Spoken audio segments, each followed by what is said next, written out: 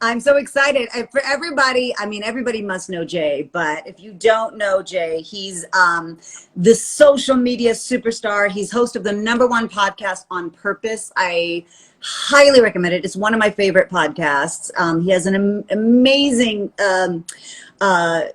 guests on there and your conversations with them, but everything from like Dennis Rodman to a neuro brain guy. Like, it's so great, and you can get so much wisdom from so many of these people. Jay's also been considered a monk for modern times. I love that. I read that article. It was so good. I don't know who wrote that, but yeah, no, I'm not a monk anymore, but I did live as a monk. And just like what you were saying, like, when I wrote this book, Think Like a Monk, for me, I just got fascinated by monks' minds. Mm-hmm. And after I lived as a monk, I read all these studies that showed that monks from all traditions have the calmest, happiest, Mm-hmm. and most compassionate brains in the world. Mm-hmm. And so when they did brain scans on monks, they found that they had the highest form of gamma waves. And I thought, wow, this is amazing. Like, what if everyone could learn to think like that and have more compassion in their life, have more peace in their life, and have more purpose in their life? And not have to go to India for 3 years like you did, right? Yeah. This isn't a recruitment strategy for sure. This is not. At the end of this conversation, we're not going to shave our heads and get into robes, right? So only Eva's gonna. I might, but I'm so excited to talk to you about the book because I read it and I loved it. But like you say, first of all, your introduction as to not even why you became a monk, how you became a monk. You come from a family, like probably most families, where they're like, we paid for your education, you're going to go and get a good job. And then you had to tell them, hey, I'm going to go live as a monk. Tell us, what was that? Because the introduction's so great. And you talk about, the 3 options you had, which was lawyer, doctor, or failure. Yeah, absolutely. And my parents, my mom and dad have been very supportive of my crazy decisions as I got them more used to them. And they become more and more open as time went on. And I think that's the joy of parents I see Santi on your mug. and it's like, look at him. And, one day Santi's going to say something that he wants to do. And Eva, you're amazing. You've worn so many hats in your life. So, you know what it's like to chase your dreams and do multiple things at different times. And my parents were very supportive, but the extended community and society had so many expectations, opinions, and obligations. Yeah. And I had my own, and I think everyone in the world has theirs. And I was just saying to someone today that becoming a monk is almost like the ultimate rebellion, because it's like saying that this doesn't work and I'm going to do it differently.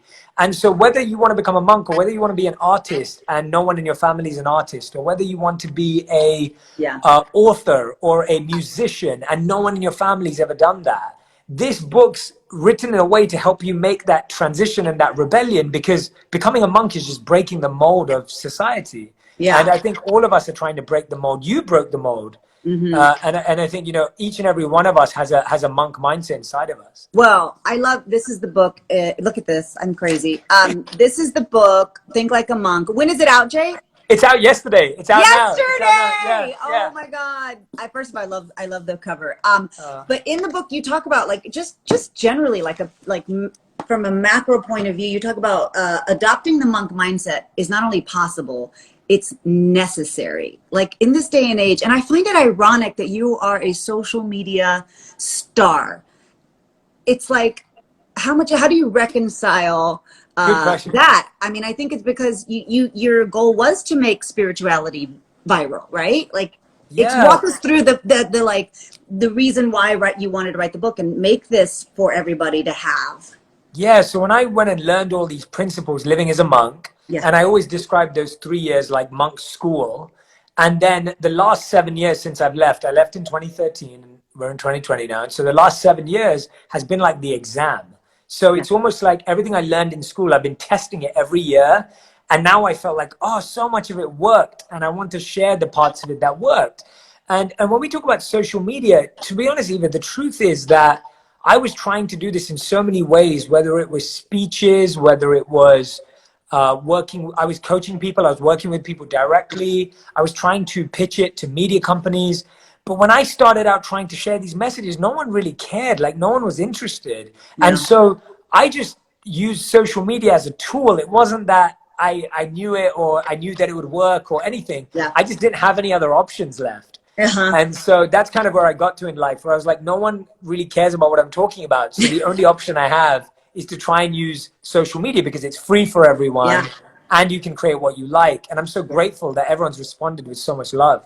So, well, that just kind of gives you an idea of the thirst that people have for wisdom. And you know, you say it in the book, like you went through this journey so that we could learn from it. I really feel like that was your purpose. There's so many amazing chapters. There's like a purpose and intention and negativity and fear. And I remember, I feel like one of my favorite chapters was the intention, because you talk about like, there's different motivations for why you do things. It could be because of fear, you're scared to fail, so you're going to go do it, or love, or was it a desire or duty. And I find like your intention for writing this book was so pure. Like it was just like, I have to tell people about the monk perspective and how that wisdom that you learned is like thousands of years old and hasn't changed. Right? Yeah, it hasn't changed. And even if you look at human challenges today, yes, I understand that technology is advanced. And yes, I understand that we're living in a different world. But at the same time, our challenges still remain. We all want to find love. We all want to find a sense of purpose. Yeah. No one wants negativity. Everyone wants more forgiveness in their life. Like the things we yearn for are still those human exchanges and interactions. Right. And therefore, I find that this perspective is so necessary, as you said today, because who doesn't want a world where we're more compassionate, more loving, more kind, but also more focused, more disciplined, and more, just more empowered to make a difference. I think that's something that we're all yearning for right now. Well, and I think you have a great chapter on negativity, and I want to touch on it a little bit because, like, again, social media, so much of what we digest every day could be negative, whether it's negative comments or negative posts, or even reading the news, you get just bombarded. And you and I have kind of a lot of the same mentors, Malcolm or Deepak or The Four Agreements was a book that I Don Miguel Ruiz, Don Miguel Ruiz, yeah, who talked about words have emotional poison. And then when I was pregnant, I read Deepak's book about pregnancy and spirituality, and he said, be careful what you ingest. Like, be careful what is coming through. And you have a whole chapter on negativity and how when you were in the ashram, is that what I said? Yeah, that's right. Yeah, the monastery, the monastery, that you got so used to no gossip, and then you go into the real world and it is everywhere. And I feel like that is happening a lot with people. Like, they want to fit in, they want to gossip, we all want, like, it's human nature, right? It takes work to avoid negativity. Can you talk a little bit about that chapter? Because it's one of my favorite ones. Oh, amazing. I love that. Yeah, I started with this beautiful quote that I want to show up to everyone here. And it's from the Daisaku Ikeda, which is chapter 2, negativity in the book. And in it, it says, it is impossible to build one's own happiness on the unhappiness of others. And that's what that chapter is based on. That quote's by Daisaku Ikeda. Yeah. And that wisdom for me is just so powerful, because I feel gossip or negatively talking about people, all we're trying to do is make ourselves feel a little bit better because someone else is struggling. But the problem with that mindset is that tomorrow you might be the one struggling and someone might be talking about you.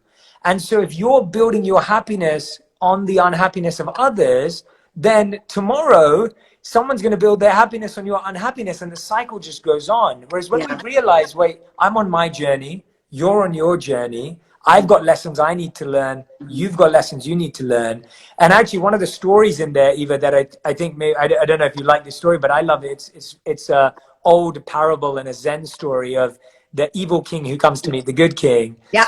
And so the evil king comes to meet the good king. I won't give away the whole story. But the point is that so many of the times we project our own insecurities and our own pains onto people around us. And that's a really harsh reality, but it's the only way to start avoiding this negative spiral. When you start talking bad about someone, it just keeps going and going and going. Well, but that ties in, all the chapters tie in together, but that ties into your identity chapter, right? And so I feel like, well, you said, this is a quote from Identity, it's like, our self-image is tied up on how we think others see us.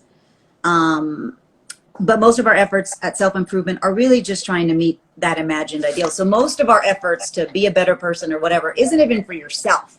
It's so, oh, I hope they think I'm nice. I hope they think I'm a good person. I want my legacy to be that I'm a humanitarian. And it's not really working inward out. It's working outward in. And that quote, I love this. The one about it's Cooley. I've lived by this quote. I love Cooley. I'm not what I think I am. I'm not what I think you think I am. I am what I think you think I am. I love that quote. Negativity and identity, and like, we live in social constructs, right? Of like what people think we should be, whether women or sexuality or race, and they're so applicable right now. Talk about that. Yeah, I love that. I love how you're connecting it to what's happening in the world right now, because I think that's the most important part about this wisdom, that it's so relevant and so applicable.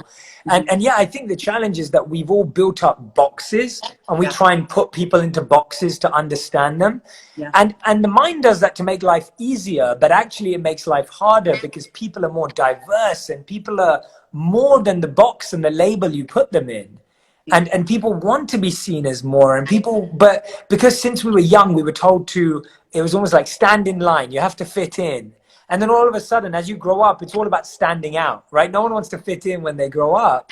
But when you're young, you're told to fit in. And so I find that a lot of what's needed is personal stillness and silence and space to actually go, well, what do I believe in? Who do I want to be for myself?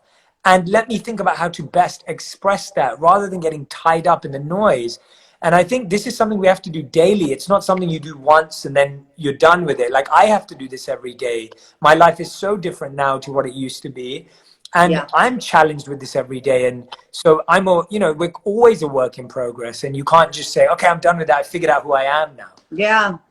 And, I think last time I was on the podcast with you, I was telling you about this child rearing podcast. I listened to a podcast with a child psychologist about how to raise her. It's called Raising Good Humans by Dr. Eliza. And she said, for toddlers, you have to meet them where they're at, right? Like, if they're screaming because they want the toy, play with them with that toy and meet them where they're at. And I thought, that's for everybody. That's not for toddlers. That's for people. Right? Like, I've met some people who were just rude and angry. And I go, wow, I don't know what has made them to be in this space, but that's where they're at. Right? Yes. So I'm going to accept that that's where that person's at. And then another time that person's not in that space. And absolutely. Or not as evolved. And so I feel like identity has a lot to do with that. Like, you have to, some people just haven't figured it out yet. And that's okay. Totally. And I love what you're saying, because we've all come from such different backgrounds. And so what was normal in your culture may be totally abnormal in mine, and what's not. And I think that's the part that we almost need to open up our minds to, which is that compassion and non-judgment part of, like, let me really understand what this person's saying.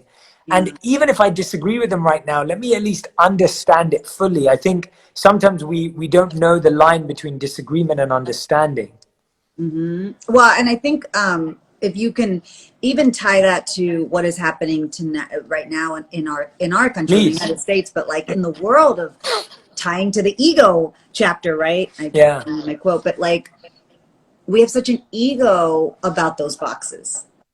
Whether it's political parties or whether it's race or whatever it is, and it's so separating to us. So how could the monk mindset help us right now not do that? Don't judge people by the box you put them in your mind, I think we have to strip away the boxes and see people as humans. And we really have to see people and understand their background, understand why they made decisions. And why do we not do this? Because it's hard work. Because we want to be lazy. The mind wants the easy route, the shortcut, the fast way out, to be like, oh, I saw you do that. Okay, you're not a good person. Oh, I saw you do that. You're a bad person. And the point is, no one's inherently good or bad. You know, we have Nelson Mandela talk about that. Nelson Mandela would say that, you know, if people can be taught to hate, then they can be educated for love. And, you know, it's like that we're taught to hate, right? We're trained to hate. And I think that that's what the ego does so much, is that it makes you feel safe by hating someone else, rather than looking into yourself and trying to understand. So I really believe that the more we can listen to conversations where you just understand someone's humanity, not even their ideas, not their thinking, not their thought leadership, but just who they are as a human.